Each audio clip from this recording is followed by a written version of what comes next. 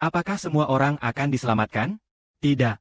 Karena Tuhan sudah memberitahu bahwa kalian harus masuk melalui pintu yang sempit. Karena pintu yang menuju kematian itu lebar. Jalannya luas. Orang yang masuk juga banyak. Pintu yang menuju kehidupan itu sempit. Jalannya sempit. Orang yang menemukannya juga sedikit. Itu berarti sedikit orang yang menemukan pintu kehidupan. Orang-orang itu diselamatkan? Pintu kehidupan adalah Tuhan Kristus. Percaya pada Tuhan Kristus adalah masuk ke pintu itu.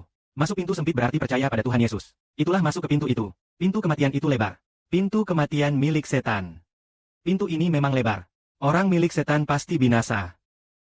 Saudara Sibo hari ini akan menjelaskan siapa yang akan diselamatkan. Alkitab dengan jelas mengatakan bahwa yang lahir karena janji adalah anak Tuhan. Apa artinya lahir dari janji? Janji artinya komitmen. Janji, Tuhan menjanjikan kepada Abraham bahwa dia akan menjadi bapa bagi banyak bangsa. Janji ini menunjukkan bahwa Tuhan memilih. Hanya mereka yang dipilih oleh Tuhan untuk diselamatkan yang akan diselamatkan. Lahir dari janji, artinya dalam rencana Tuhan, jika Tuhan merencanakan seseorang diselamatkan, maka dia diselamatkan. Jika Tuhan merencanakan seseorang binasa, maka orang itu binasa. Ini disebut lahir dari janji. Lalu apa arti lahir dari janji itu? Mari kita ambil contoh. Dalam Alkitab, Abraham sudah punya anak. Anaknya dari selir. Ya, dari budak perempuannya. Anak Hagar, selirnya.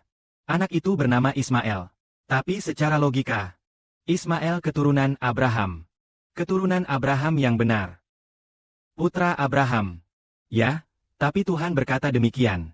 Tahun depan, Sarah akan melahirkan anak laki-laki untukmu. Berilah nama Ishak. Perjanjianku ada pada Ishak. Hanya anak dari Ishak yang menjadi keturunanmu. Yang menjadi keturunanmu. Hanya yang lahir dari Ishak adalah keturunanmu. Itu berarti, Abraham sudah punya anak, yaitu Ismail. Apakah Ismail termasuk keturunan Abraham? Yang dihitung adalah Ishak. Ishak yang dihitung. Setelah Sarah meninggal, Abraham menikah lagi dengan seorang wanita bernama Keturah. Keturah memiliki 6 putra dari Abraham. 6 anak laki-laki dari Keturah dan Abram. Menurut pandangan Tuhan, mereka bukanlah anak Abraham. Apa tentang putra Abraham? Hanya anak yang lahir dari Ishak yang dianggap sebagai keturunan Abraham menurut pandangan Tuhan. Yang menjadi keturunanmu. Yang lahir dari Ishak barulah menjadi anakmu. Jadi, hari ini kita katakan, semua bangsa dan suku di bumi ini diciptakan oleh Tuhan. Semua bangsa berasal dari Tuhan. Apakah berarti semua orang adalah anak-anak Tuhan? Apakah semua orang adalah keturunan Tuhan? Tidak, hanya Abraham. Bukan, itu Abram selain Ismail. Masih ada Ishak, dan 6 anak laki-laki lainnya. Total 8 anak laki-laki. Hanya 1 putra Abraham yang dianggap sebagai keturunannya. Hanya keturunan Ishak yang dianggap sebagai keturunan Abraham. Begitu juga, segala bangsa dan suku di dunia. Semua kelahiran berasal dari Tuhan, tetapi tidak semua adalah anak Tuhan. Karena kita tahu hanya yang dipilih Tuhan. Pilihan miliknya. Itulah anak-anak Tuhan. Bahkan semua malaikat di surga dan malaikat yang jatuh juga diciptakan oleh Tuhan. Banyak orang durhaka kepada Tuhan. Jadi, ini juga bukan contoh yang sama. Ada contoh lain lagi. Ishak punya 2 anak. Mereka adalah kembar. Saat dalam kandungan, Tuhan berkata seperti ini. Kelak yang lebih besar akan melayani yang lebih kecil. Tuhan berkata lagi, aku cinta Yakub, benci Esau. Maka yang memperoleh hidup kekal adalah Yakub. Esau pasti akan binasa. Aku cinta Yakub, benci Esau. Maka yang bangkit nanti, pada saat hidup kekal, Esau pasti binasa. Yakub adalah yang menerima hidup kekal. Jadi apa yang bisa kita katakan? Agar saudara mengerti bahwa Tuhan memilih. Hanya orang pilihan Tuhan yang diselamatkan. Mereka yang tidak dipilih pada akhirnya akan binasa. Orang-orang yang tidak dipilih oleh Tuhan. Seperti yang telah dikatakan oleh Yesus Kristus. Yesus Kristus datang ke dunia untuk menebus umat manusia. Agar semua yang percaya kepadanya mendapatkan nama kudus Tuhan dan hidup kekal. Yesus datang ke dunia dan melakukan banyak mujizat. Sebagian besar orang tidak taat.